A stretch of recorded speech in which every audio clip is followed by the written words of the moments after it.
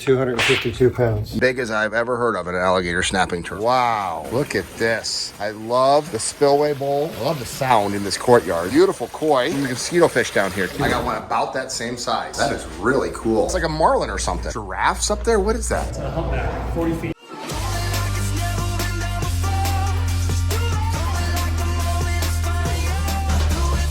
Welcome to living the Aquascape lifestyle.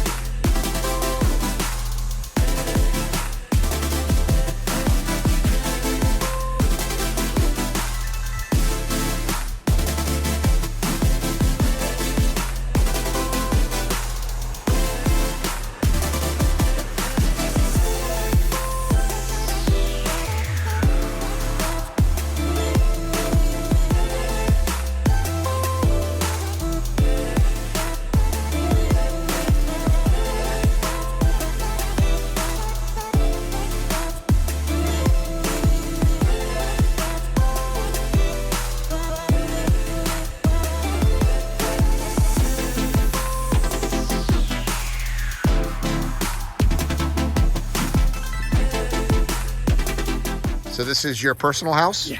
Yes. Yeah. Welcome.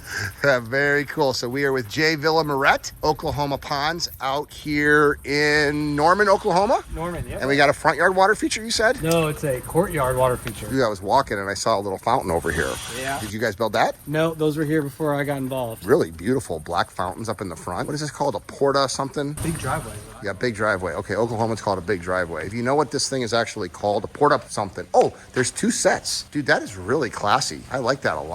Very kind of Mexican river pebbles. Nice sound. Beautiful landscaping here. They are on aqua bases though. Okay, so at least that's my product and probably my pumps. So someone else had built these?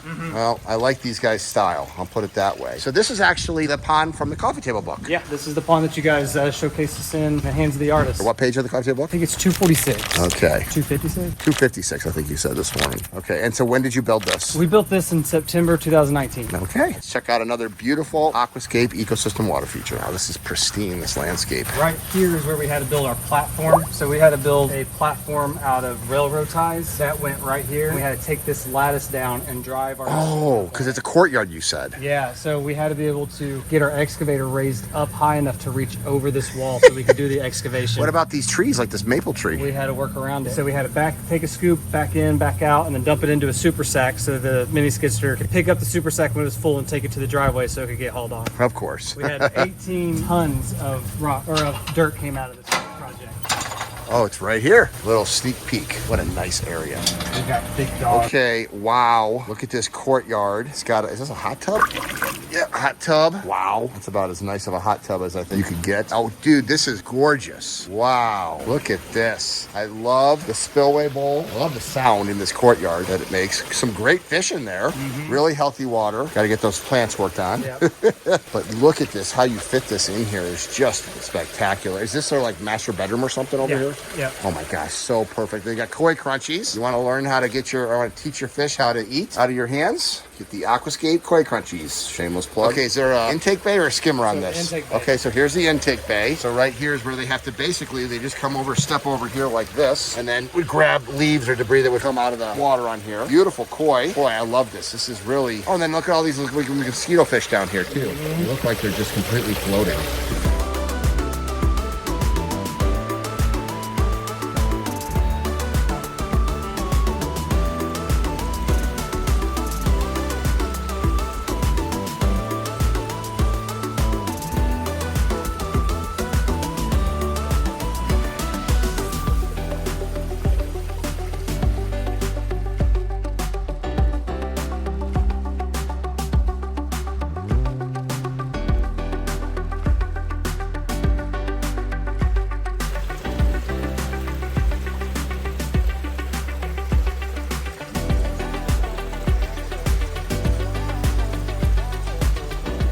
Right here, we've got a teak deck that comes right up to the edge of this pond. We have a retaining wall that we put on the inside of this pond to give that nice edge right up to the pond's edge so the fish can come right up and interact with you. We've got the Aquascape Spillway Bowl over there. And then this is our intake bay. So the intake bay on this, what we actually had to do, since it was such a tight space, we actually wrapped our Aquablocks in geofabric, placed them in there, and then we put our large boulders in around it and foamed up the sides. And it didn't take very long for that geofabric underlayment to get kind of filled in with pond debris, so to speak, and it didn't let any water pass through. So this water kind of skims right in and goes into this little cove area that we maintain. So this pond is on our monthly maintenance program. So we come out here once or twice a month, maintain the water quality, check on the fish, manage the plants, clean the intake bay, and then we also do our yearly pond cleaning on this as well. So the other thing that was really challenging about this project is we had no way of getting machines back here. So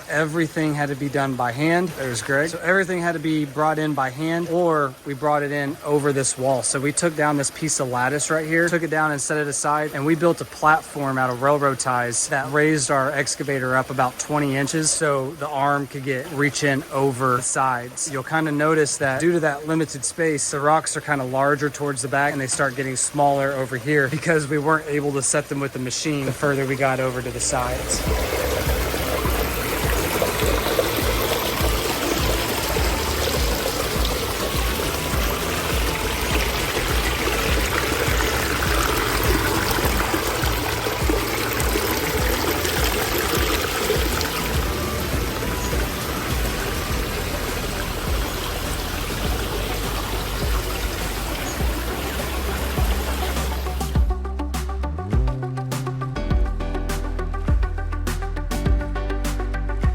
So Jay, they're out of town, right? Yeah. And so to protect their fish, this is kind of ingenious. Why don't you plug this in, show everybody what this is. When you go out of town and you're not going to be around your fish and you're worried about a heron coming in, get one of these guys.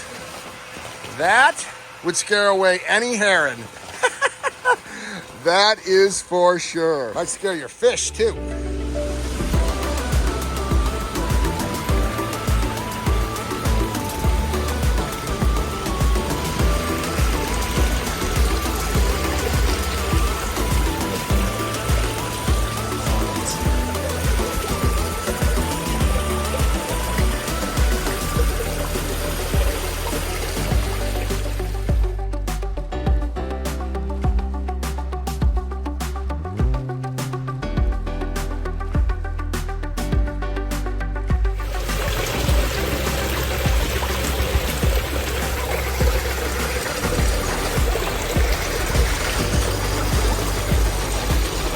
So this is a fun little diversion, and it has to do with this koi skull that I've been looking at all day. So this is my family's business, Skulls Unlimited. My dad started this business in '87. Okay, the first time I've ever seen this skull drop off. Yeah. So a small part of the business is cleaning skulls, like for deer hunters and stuff like that. So deer hunters can bring their skulls in here to get cleaned out, but the real gist of our business is cleaning skulls and skeletons for schools, museums, universities. If you've ever seen a skull in a classroom, most likely it came through us. How fun. Okay, let's go check out some Skulls Unlimited. Is your dad? How you doing, Dad? I'm the pond guy, Greg. How you doing, Greg? Very nice to meet you. This is a cool little field trip. I've always heard about this place. Now I get to see it. You're going to get to smell it as well. Do you have a strong stomach? Drinking my coffee, do I have a strong stomach? Well, heck yeah, when in Rome, let's do it. Oh, I can smell it out here. I'm gonna just put my coffee up to my nose. Holy cow, oh, I love that skull. I got one about that same size. That might be even a little bigger. That's huge. That's probably a 15-foot gator. Look at these mouths, that is really cool. Wow. Okay, it stinks in here. Yeah. I'd rather build ponds.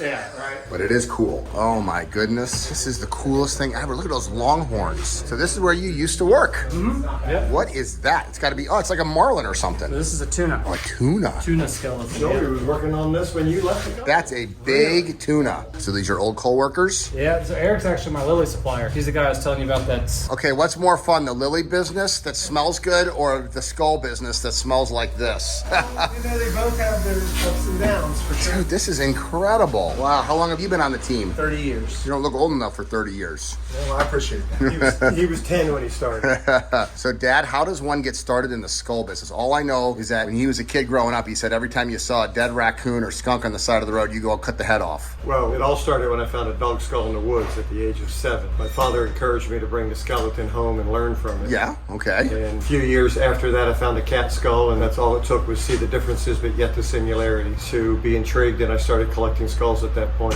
Whenever I would find a new skull, it was about learning as much as I could about that animal. Sure. Needless to say, I'm full of a lot of worthless information. Is that giraffes up there? What is that? Those are giraffes. Giraffes. I mean, who has giraffe skull? Skulls Unlimited. We do. Yeah, a lot of them too. Actually, we're getting low on them. So you sell these to like collectors and museums or what? Mostly giraffes will go to collectors or museums, exactly. So I'm assuming that over here, these are like zoo animals or something. These are from the wild. They're from the wild. Keep in mind the hunting industry is like the cattle industry. They're farmed. Giraffes are farmed for hunting. Okay. When COVID arrived, Yeah. hunters weren't going. So they literally sent their giraffes to slaughter. Oh, for meat. For the meat, which they always go to meat. Whenever a hunter will take a giraffe, the meat is always provided to the community. So how big of a tuna is this? This thing is gigantic. Who gets a tuna fish? Like, is this a super serious fisherman or is this a museum? No, it's a fisherman. Yes, it's a fisherman. It's just a clientele. So we did a tuna a few years ago for another client, and the same guy that helped catch this, they're having the boat captain do this one. So Joey, is it? Yes, it's Joey. So you sit here and you clean this stuff up? That's your job? So I do a lot of fish here at Skulls Unlimited, and I just kind of, what I'm doing is prepping this to get ready to whiten. So I'm going to put wire in it to stabilize it and just get it ready to not fall apart in the system. And this is a Cubera snapper. Oh, yeah. With those big teeth. Yes. Has Mike Rowe ever been here? He has. He has been. Dirty Jobs has been here? Yes. What a guess. Wow. We'll have to put a link to that episode with Mike Rowe at Dirty Jobs. Absolutely. So, Joey, when you were in kindergarten or first grade, did you write down someday I'm going to grow up and be a skull curator? No, I've actually thought of that recently. I was kind of shocked that that's just kind of where it led to in life here, I guess. How many teammates do you have? I'm not exactly sure, but about 33, 34 people. So that's about as big of a skull operation as I would imagine exists over here. We're the largest there is in the country. Yeah. We're for the most part the only skull company. Very unique. Well, now I see where you come from.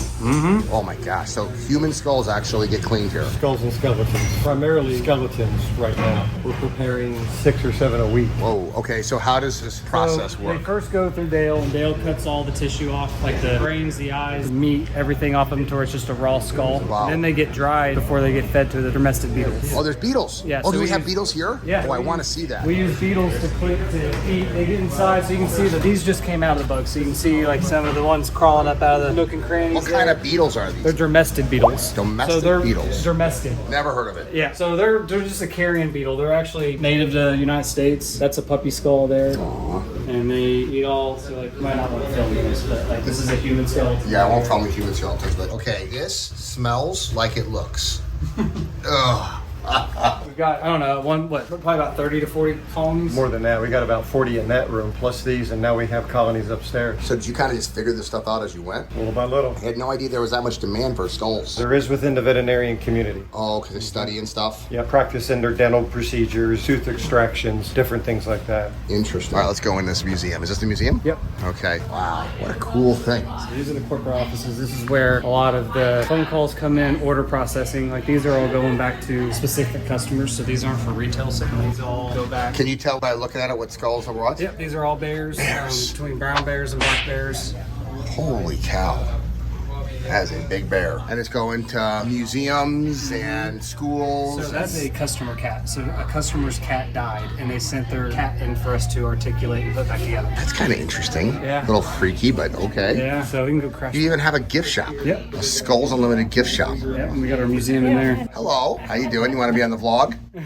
Sure. 100% should start a vlog. Holy cow, look at this place. We'll comp your ticket. Whoa. Is that a giraffe? That is tall. Wow, and so this whale you said you were working on when you worked here. Yeah, it took me and one other guy 28 days to build that. Wow. What kind of whale? It's a humpback, 40 feet. Now, where does one get a humpback whale, Dad? Cape Cod. Cape Cod. Yeah, the U.S. Fish and Wildlife Service gave us that skeleton in 2003. Mike Rowe actually helped clean that. Oh, that was what he did, huh? That's pretty darn cool. This is really, really cool. Wow. Look at all of these. Now, this would make a whole new type of night at the museum. Yeah, no kidding, right? Oh, when you look at it like that, yeah. Bony fishes. Wow. Can't even imagine the intricacy associated with creating it. How cool is that? Wow. That looks like you told about 3 years ago. Okay, this should definitely make the vlog. Okay, so this is a giant alligator snapping. Wow, that is huge. Look at that. He's a documented 252 pounds. Now, where would you get this from? From a zoo. Wow. Yep. How long have you had Maybe it? 15 years. That is Maybe really 12 cool. years, something like that. Really cool. Well, it's been nice knowing you. This is super cool. So what would a skull like this go for? Literally, it's priceless. What, I'm going to sell it for $5,000 and pay the electric bill, and then what? I don't have it anymore. How many people have 250-pound alligator snapping turtle skulls? Well, I got the whole skeleton. The rest of it. Oh, really? Where is it? Let's see It's it. right over here. Whoa! Oh, so this is a mount that's being currently worked on. No, he just came off display. Okay. 252 pounds when he was living. You tell me, is your head on your turtle about that big? Yeah, probably. Yeah. Maybe your head might even be a little littler, maybe a little bigger. It's hard to say. Right. This is about 90 pounds. 70 to 100 pound turtle. And this one was 252 pounds, huh? Yep, documented. Yep. Well, and there it is. That's a 250-pound turtle right there. That's as big as I've ever heard of an alligator snapping turtle. Cool, buddy. Well, Jay, you are a man of passion. I applaud that. Thank you. What a very cool and unique place. Thanks for showing us around, Jay Jr. Yeah, no problem.